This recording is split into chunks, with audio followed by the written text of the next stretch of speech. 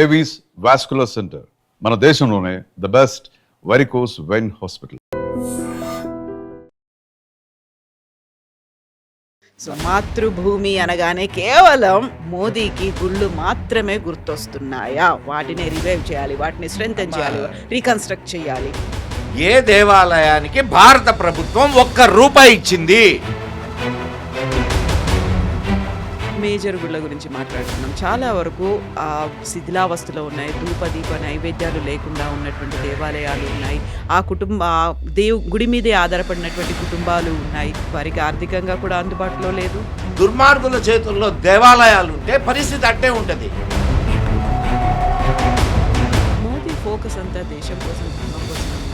దేశం కోసం ఆయన ఏం చేశారు, ఎక్కడ ఫోకస్ మిస్ అవుతోంది అనేది కూడా క్వశ్చన్. ఈరోజు నువ్వు భారతదేశం ఈరోజు ప్రపంచంలో 4వ అతిపెద్ద ఆర్థిక వ్యవస్థ, 3వ స్థానానికి చేరబోతుంది. ఇది డెవలప్మెంట్ కాదంటారా?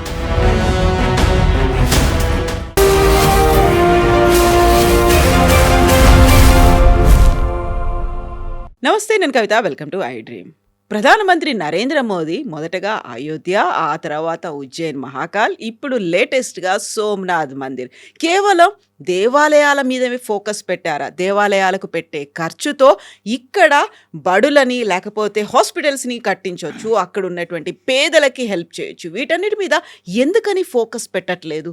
ఏమన్నా అంటే దేశం కోసం, ధర్మం కోసం అంటూ కేవలం ధార్మిక సంస్థలకి, దేవాలయాలకి మాత్రమే ఫోకస్ ఎందుకని పెడుతున్నారు? మనతో పాటుగా ఉన్నారు ప్రముఖ జాతీయవాది మదన్ గుప్తా గారు.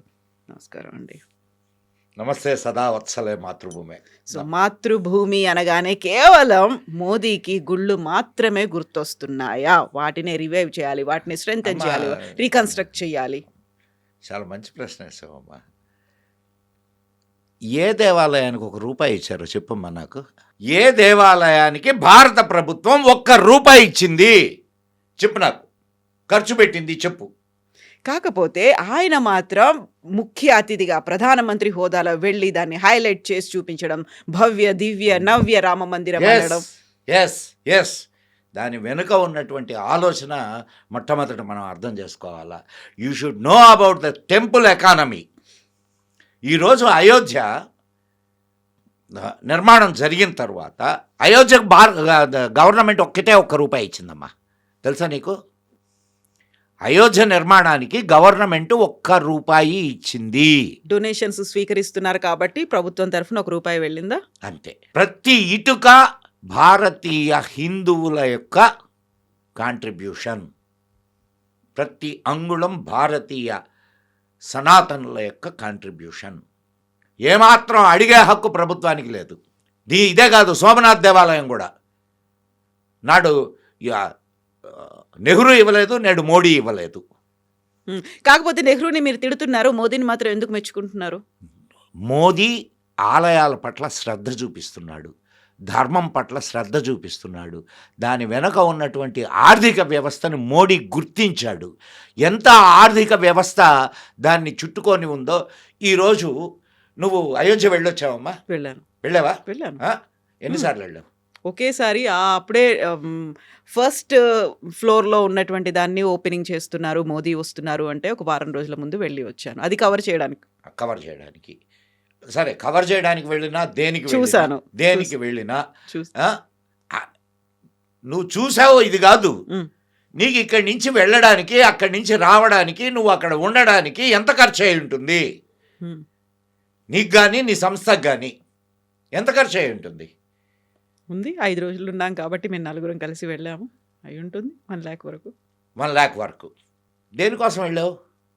అక్కడ ఉన్నవన్నీ చూపించడానికి. రామ మందిరానికి నువ్వేమన్నా ₹1 ఇచ్చావా? ఫ్యామిలీ ఆ ₹1,00,000 ఎక్కడికి వెళ్ళింది? ఆ ₹1,00,000 ఎక్కడికి వెళ్ళింది? నువ్వు విమానంలోనో, బస్సులోనో, వివిధ సంస్థలకు వెళ్ళింది. దానికి ఖర్చు అయ్యే పెట్రోల్ మీద ట్యాక్సులు గవర్నమెంట్కి వస్తాయి. అక్కడ నువ్వు హోటళ్లలో ఉన్నావు, అక్కడ తిన్నావు, అక్కడ ఉండేటటువంటి ప్రజలకు ఆ డబ్బులు డిస్ట్రిబ్యూట్ అవుతాయి. తర్వాత దాని మీద వచ్చే ట్యాక్సులు గవర్నమెంట్కి వెళ్తాయి.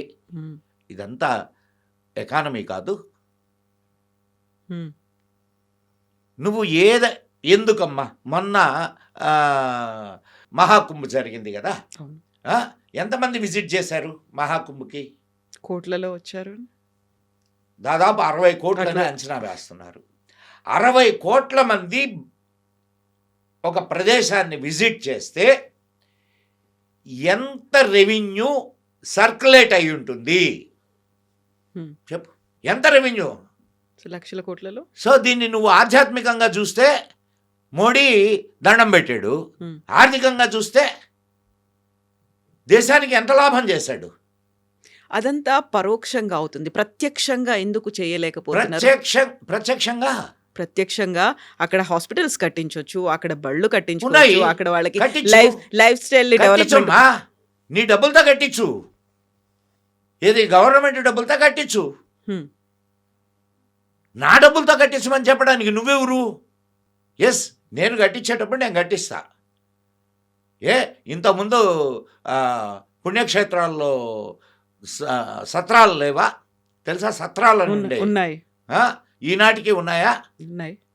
మరి అక్కడికి వెళ్ళిన వాళ్ళకి వసతి గృహాలు ఇస్తున్నారా లేదా? అక్కడికి వెళ్ళినటువంటి వాళ్ళకి అనేక సౌకర్యాలు, రోజు అన్నం పెడుతున్నారా లేదా? మేజర్ గుళ్ళల్లో హ్మ్. రోజు అన్నదానం జరుగుద్ది. మేజర్ గుళ్ళ గురించి మాట్లాడుకున్నాం. చాలా వరకు శిథిలావస్థలో ఉన్నాయి. ధూపదీప నైవేద్యాలు లేకుండా ఉన్నటువంటి దేవాలయాలు ఉన్నాయి. ఆ గుడి మీదే ఆధారపడినటువంటి కుటుంబాలు ఉన్నాయి. వారికి ఆర్థికంగా కూడా అందుబాటులో లేదు. దుర్మార్గులు పరిపాలిస్తూ ఉంటే, దుర్మార్గుల చేతుల్లో దేవాలయాలు ఉంటే పరిస్థితి అట్టే ఉంటుంది. చెన్నై కమిషన్ ఒక రిపోర్ట్ ఇచ్చింది. దాని ప్రకారం ఏబిసి అని చెప్పి 3 రకాలుగా కేటగిరీస్ చేశారు. సి కేటగిరీ 5 లక్షల వార్షిక ఆదాయం ఉండే వాటి మీద ప్రభుత్వం ఆధిపత్యం చేయాల్సిన అవసరం లేదని రిపోర్ట్ ఇచ్చింది. కానీ ఈ దుర్మార్గులు ఏం చేశారో తెలుసా? ఒక 10 గుళ్ళని 5 లక్షలు వచ్చేటటువంటి 5 లక్షల లోపు ఉండేటటువంటి ఆ చుట్టుపక్కల ఉండే 10 గుళ్ళని ఒక గ్రూప్ చేసి పెత్తనం చలాయించడం మొదలుపెట్టారు. అంటే దాన్ని ఆ 10 గుళ్ళని కలిపి ఒక గుడిగానే కన్సిడర్ చేస్తారు. దానికి ఒక ఈఓ, ఆడికి 1 లక్ష రూపాయల శాలరీ, ఆడు ఒక గుమస్తాను పెడతాడు, వాడికి 30,000 శాలరీ. కానీ రోజు ధూపదీప నైవేద్యాలు చేసేటటువంటి ఒక పూజారికి 3,000 శాలరీ. సిగ్గుందమ్మా వీళ్ళకి.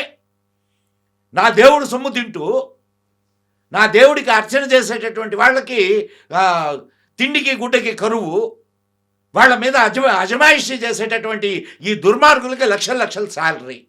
ఇది ప్రభుత్వం చేసేటటువంటి, మళ్ళా నా దేవుడి సొమ్ము కావాలా? నేనిచ్చే సొమ్మమ్మా ఇది. నేను నా దేవుడి కోసం ఇస్తున్నటువంటి సొమ్ము, కాబట్టి అడిగే హక్కు నాకుంది. దేవుడి కోసం సొమ్ము అనుకుంటున్నాము, ఇండివిజువల్గా ఇస్తున్నాము, భక్తితో ఇచ్చేది ఉంటుంది, కొన్నిసార్లు కోరికలు ఉంటాయి, లేకుంటే పాపభీతి అనేది ఉంటుంది. వీటన్నిటి ఏదైనా కానీ నేను నా హార్డ్ అండ్ మనీ నేను ఇస్తున్నానా లేదా? నా హార్డ్ అండ్ మనీ సద్వినియోగం కావాలని కోరుకోవడంలో తప్పేంటి?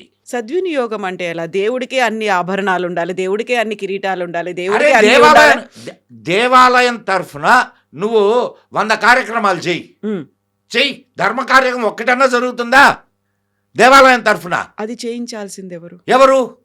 గవర్నమెంట్ చేతిలో ఉంది కాబట్టి గవర్నమెంట్. నా దేవాలయం పేరుతో హాస్పిటల్ నిర్మించు.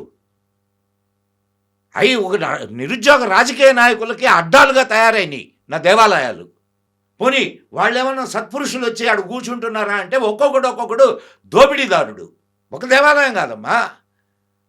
నువ్వు ఈవెన్ ఇంతకు ముందుగా నువ్వే అన్నావు ఆయన ప్రమోట్ చేస్తున్నాడని.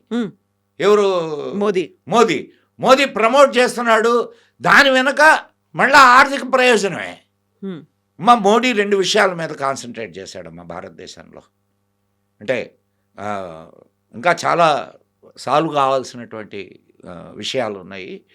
అవి మరి మోడీ చేస్తాడా, మోడీ తర్వాత వచ్చేవాళ్ళు చేస్తారా అనేది నాకు తెలీదు. కానీ మోడీ మాత్రం ప్రజెంట్ 2 విషయాల మీద ఆయన కాన్సన్ట్రేట్ చేశాడు. ఒకటి ఆర్థిక వ్యవస్థను బలోపేతం చేయడం, 2 రక్షణ రంగ వ్యవస్థను బలోపేతం చేయడం. ఈ 2 ఆయన చేశాడు. అండ్ మూడవది అంటే అది పూర్తిగా జరుగుతుంది అని నేను చెప్పలేను, కానీ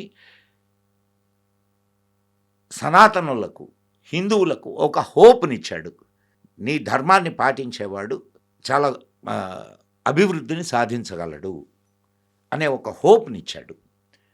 అండ్ హిందువు మాట్లాడడానికి ఈరోజు కవిత కూర్చొని ప్రశ్నలు అడిగితే ఒక కామన్ మ్యాన్ సమాధానం చెప్పగలుగుతున్నాడు. నా హృదయాన్ని నేను ఆవిష్కరించగలుగుతున్నా. ఈ సోషల్ మీడియా రాకముందు పరిస్థితి ఏంది చెప్పమ్మా? ఎన్నేళ్ల నుంచి ఉన్నావు నువ్వు? 20 ఏళ్ళు అవుతుంది ఈ ఫీల్డ్. 20 ఏళ్ల నుంచి ఉన్నాను ఈ 20 ఫీల్డ్. ఏళ్ల నుంచి ఫీల్డ్లో ఉన్నావు. నువ్వు చూసావుగా, సోషల్ మీడియా రాకముందు నుంచి ఈ ఫీల్డ్లో ఉన్నావుగా.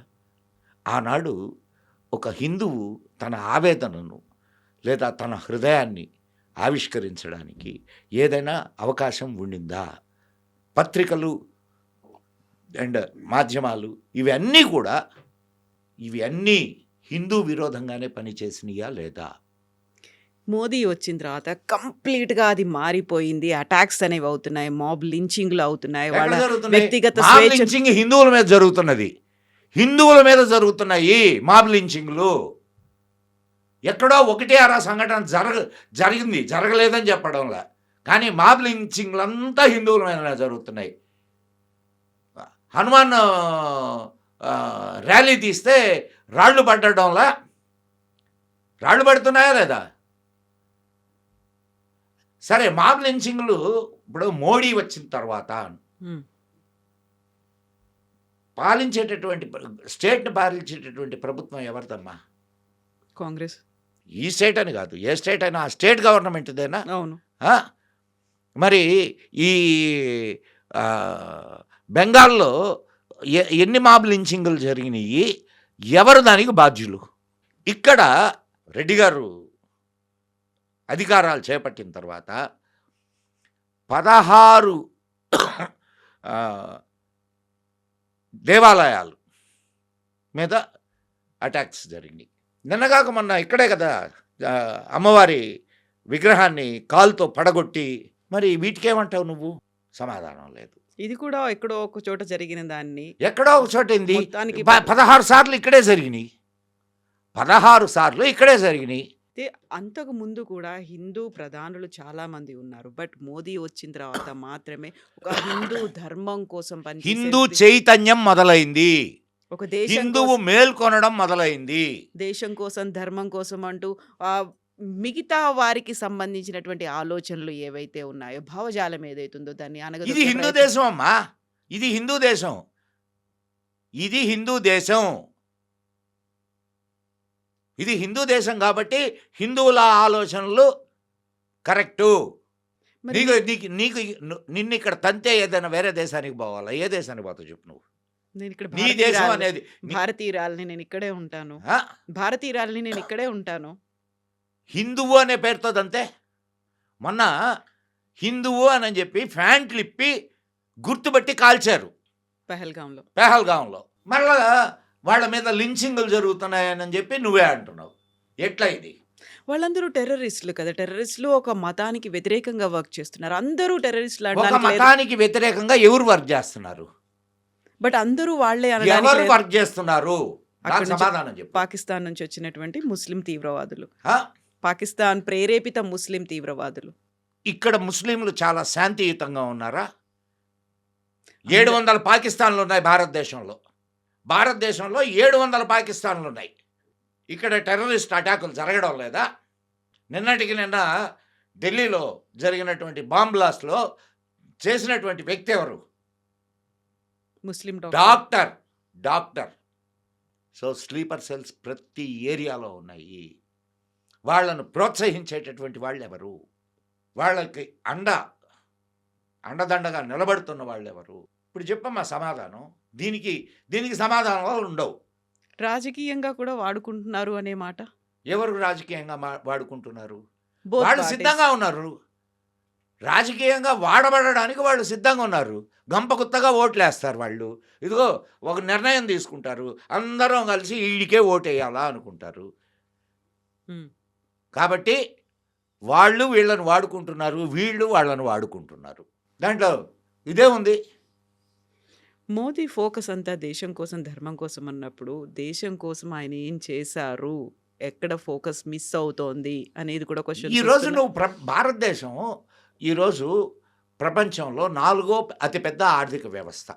3వ స్థానానికి చేరబోతున్నాం. ఉమ్, ఓకే. ఇది డెవలప్మెంట్ కాదంటావా? ఇన్ఫ్రాస్ట్రక్చరల్గా భారతదేశంలో ఎంత ఎంత అభివృద్ధి జరిగింది? ఎన్ని కంపెనీలు భారతదేశానికి పెట్టుబడులు పెడుతూ వస్తున్నాయి? పెట్టుబడులు పెడుతూ వస్తూ ఉంటే, ఇక్కడ ఉత్పత్తి జరుగుతూ ఉంటే, ఇక్కడి నుంచి ప్రపంచం అంతా మన ఉత్పత్తులు వెళ్తూ ఉంటే, మరి ట్యాక్సులు అవి నీ దేశానికి రావా? ఇక్కడ ఉద్యోగాలు పెరగవా? పెరుగుతాయా పెరగవా అమ్మా? ఉమ్, మరి ఇంత అదొకటే కాకుండా నీకు తెలియదమ్మా, మా మా మేము ఎంత కళ్ళతో చూసినటువంటి వాళ్ళం. ఏదైనా బస్సులో కానీ కారులో కానీ పల్లెల్లో వెళుతూ ఉంటే ఉమ్, ఆడవాళ్ళు టక్కన లేచి నిలబడేవాళ్ళమ్మా దారి పక్కన. అవును. వాష్రూమ్స్ అవి లేకపోవడం వల్ల. అది చాలా చిన్న ఇష్యూగా, చాలా ఇదైన ఇష్యూగా కనిపించవచ్చు. కానీ ఎంత ఇబ్బందికరమైన విషయం ఆలోచించు ఒక అవును. ఆడపిల్లగా. అవును. ఆ? మరి ఇంటింటికి వాష్రూమ్స్ ఇచ్చారు, కరెక్ట్ కాదు. అవునా కాదమ్మా? పరిశుభ్రత నేర్పించాడు. నువ్వు ఇంతకుముందు ఉమ్, నేను ఎక్కడో ఎందుకు ఇదే సిటీలో బస్ స్టాండ్కి వెళ్ళినా, రైల్వే స్టేషన్కి వెళ్ళినా, ఎక్కడికి వెళ్ళినా మొత్తం గోడలన్నీ ఆ, మన పాన్తో ఉమ్మేసి ఉండేవాళ్ళు గోడలన్నీ. నువ్వు ఇప్పుడు చూడు ఎంత శుభ్రంగా ఉంటున్నాయో. అవునా కాదా? ఇదంతా మార్పు కాదు. సో మానసికంగా చిన్న పిల్లలమ్మా, వాళ్ళు తిన్నటువంటి చాక్లెట్ తీసి డస్ట్బిన్ ఎక్కడుందో ఎతుకుతున్నారు. మనం ఈ విషయాల గురించి, ఇవి చాలా చిన్నగా ఉంటాయి లేకపోతే సెన్సిటివ్ అంశాలు, ఫోకస్ పెట్టాల్సిన పెద్ద అంశాలు చాలా ఉన్నాయి అనుకున్నప్పుడు అమెరికా ఏమున్నాయి చెప్పు నాకు. సో అమెరికాకి మనం లొంగిపోయి ఉన్నాము. మోదీ ప్రాపర్గా వర్క్ చేయట్లేడు, ఆయన బెదిరింపులకు లొంగిపోతున్నా, ఆయన సంతోష పెట్టాలని చూసే ప్రయత్నాలు. ఆయన ఫోన్ చేయరా మొర్రో అంటే కూడా ఫోన్ చేయడంలా, నువ్వు రా వచ్చి కూర్చో అంటే వెళ్ళడంలా, ఇంకా లొంగినట్టెట్ట? పోనీ మన దేశ ప్రపంచంలో లొంగని వ్యక్తి ఎవరైనా ఉన్నారంటే మోడీ ఒక్కడే. నిన్న వాళ్ళ మంత్రి ఒక ఆయన చెప్పాడు, ఫోన్ చేయమని వారం రోజుల నుంచి కోరుతుంటే, వారంలో దీన్ని ఇది ట్రేడ్ డీల్ కోసం ట్రేడ్ డీల్ అయిపోతుంది, ఆయన ఒకసారి ఫోన్ చేయమంటే ఆయన ఫోన్లో దొరకడం లేదు అని. బట్ దాన్ని మన భారతదేశం కూడా ఖండించింది, అవన్నీ కూడా కాదు అనే దాంట్లో. సో యాక్సెప్ట్ చేయలేదు, ముందే యాక్సెప్ట్ చేయలేదు, ఫోన్ చేయలేదు. ఒక్క విషయం అమ్మా, ఇది విదేశాంగ వ్యవహారాల్లో చాలా ఆచితూచి అడుగు వేయాల. భవిష్యత్ తరాల కోసం కూడా ఉపయోగపడాలి. నీ దేశ ప్రయోజనాన్ని తాకట్టు పెట్టకూడదు. నీ దేశ ప్రయోజనాలు, ఇప్పుడు రష్యా నుంచి నువ్వు ఆయిల్ కొనొద్దని అన్నావు, రష్యా ఇచ్చే రేటుకు నువ్వు అవునా కదా? నువ్వు ఇస్తే ఎందుకు కొంటావు? సో రష్యా నా ప్రయోజనాలను కాపాడుతుంది, సో రష్యాకు కొంటాం. ఒక్కటే గుర్తుపెట్టుకోమ్మా, శాశ్వత మిత్రులు శాశ్వత శత్రువులు ఎవరు ఉండడు. 1962 వార్ జరిగినప్పుడు రష్యాని మనం సహాయం అడిగాం. రష్యా చెప్పిన సమాధానం ఏందో తెలుసా? చైనాతో వార్ జరిగినప్పుడు,